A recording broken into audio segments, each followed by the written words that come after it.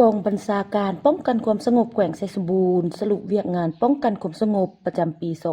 2024 และวางทิศทางแผนการปี 2025 ขึ้นในวันที่ 4 มังกร 2025 ภายใต้การเป็นประธานของท่านพันเอกอุดัยอินทร์สุวรรณหัวหน้ากองบัญชาการปกสแขวงเป็นเกียรติเข้าร่วมของท่านพลอยคำหุ่งบุญยวงเจ้าแขวงประธานป้องกันศาสตร์ป้องกันความสงบแขวงไชยสมบูรณ์มีบรรดาห้องกองพันค่ายคุ้มขังดัดสร้างกองบัญชาการปกส5เมืองและแขกถึกเชิญตลอดฮอดนายตำรวจเข้าร่วมในกองประชุมท่านพันโทกิ้งคำจันลาตีหัวหน้าห้องการกองบัญชาการปกสแขวงขึ้นผ่านบทสรุปการจัดตั้งปฏิบัติเวียกงานป้องกันความสงบตลอดระยะ1ปีผ่านมา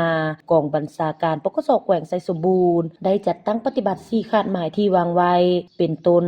รับประกันให้แขวงไชยสมบูรณ์มีเสถียรภาพทางด้านการเมืองสังคมมีความสงบปลอดภัยและเป็นระเบียบเรียบร้อยโดยพื้นฐานปรับปรุงและก่อสร้างกำลังให้มีความปลอดภัยเข้มแข็งหนักแน่นทางด้านการเมืองแนวคิดและเข้มแข็งในการจัดตั้งปฏิบัติรับประกันด้านพลาธิการตอบสนองงบประมาณตามความต้องการอันจำเป็นให้แก่การเคลื่อนไหวปฏิบัติหน้าที่วิชาเฉพาะผันขยายแนวทางการตั้งประเทศของพรรคเสริมขยายการร่วมมือพิเศษกับตำรวจเวียดนามนอกจากนี้ยังได้จัดตั้งปฏิบัติ4แผนงานใหญ่41โครงการของกระทรวงป้องกันความสงบวางออกเวียกงานปกปักรักษาความสงบทางด้านการเมืองเพิ่มทวีกำแน่นสภาพการกำข้าวภายในภายนอกพื้นที่ยุทธศาสตร์ประสานสมทบแน่นกับกำลังก่อสร้างหากฐานเอาใจใส่เก็บกำสถิติคนต่างประเทศที่เขาออกแขวงมาพักเซาท่องเที่ยวและเฮ็ดเวียกอยู่แขวงไชยสมบูรณ์ทั้งหมดจำนวน 7,456 คนยิง627คนผ่านเอกสารแต่งดองระหว่างคนลาวกับคนต่างประเทศ72คู่ศึกษาอบรมคนต่างประเทศที่เข้ามาบ่ถูกต้อง13คนยิง1คนเวียกงานปกปักรักษาความเป็นระเบียบเรียบร้อยทางสังคมสุ่มใส่แก้ไขปรากฏการณ์ย่อท้อในสังคมในปี 2024มีคดีเกิดขึ้นทั้งหมด40เรื่องบ่นับคดีอัคคีภัยยาเสพติดและอุบัติเหตุส่งให้กลุ่มใหญ่ตำรวจดำเนิน1เรื่องโจการดำเนิน1เรื่องดำเนิน10เรื่องสัตว์เมียน9เรื่องคำห้องฟ้อง15เรื่องแก้ไข2เรื่องสัตว์เมียน2เรื่องและกำลังดำเนิน6เรื่องสุ่มใส่มางเป้าหมายค้าขายยาเสพติดได้28รายกักตัวผู้ถูกหาได้105คนยิง19คนลงโฆษณาผลหายของยาเสพติด40ครั้งสรุปส่งอัยการ14เรื่องโจการดำเนิน1เรื่องดำเนิน13เรื่องยึดของกลางยาบ้า 79,767 เม็ดยาฟิน 5,504 บักคอลลาเจน 1,830 ถุงเคตามีน6ถุงและเครื่องของกลางที่พัวพันกับยาเสพติดจำนวนหนึ่งทั่วแขวงมีอุบัติเหตุเกิดขึ้น136เรื่องได้รับบาดเจ็บ145คนยิง39คนเสียชีวิต13คนยิง3คนพาหนะเปเพ173คันมูลค่าเสียหาย6ตื้อกว่ากีบพร้อมนั้นยังได้สุ่มใส่ป้องกันเวรยามค่ายครูทางเข้าออกกวดกาลาดตระเวนป้องกันงานบุญประเพณี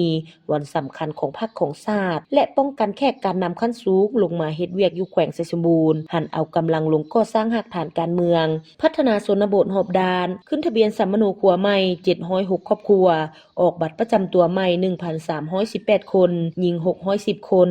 ออกบัตรอนุญาตถืออาวุธศึก11บัตรสามารถเก็บกู้อาวุธศึกอาวุธพื้นเมืองได้36กระบอกลูกปืน31ลูกลูกปืนกระบิน5ลูกมอสอดป่า1เครื่องโฟนี่5เครื่องพร้อมจัดพิธีทำลายสำเร็จด้านเวียกงานก่อสร้างปรับปรุงกำลังให้ปลอดใสเข้มแข็งหนักแน่นและมีแบบแผนทันสมัยได้ศึกษาอบรมการเมืองแนวคิดอย่างต่อเนื่องเรียงติดตามลำดับขั้นปรับปรุงก่อสร้างพรรคไปตาม5หลักการ3ทิศนำสร้างหน่วยพรรคปลอดใสเข้มแข็งหนักแน่นโดยถือเอาคุณภาพเป็นกกนำส่งพนักงานไปห้ำเฮียนยกระดับวิชาเฉพาะอยู่ภายในและต่างประเทศจำนวน63คนยิง12คนเวียกงานรับประกันด้านพลาธิการเป็นเจ้าการจัดตั้งปฏิบัติจัดเก็บรายรับคุ้มครองรายรับผ่านประตูเดียวที่กระทรวงและทางแขวงอนุมัติกวดกาติดตามสุกยูบรรดาโครงการก่อสร้างที่แขวงและกระทรวงอนุมัติทั้งหมด4โครงการเวียกงานพัวพันร่วมมือกับต่างประเทศและยกสูงคุณภาพเป็นเสนาธิการให้คณะพรรคคณะบรรษาแต่ละคัน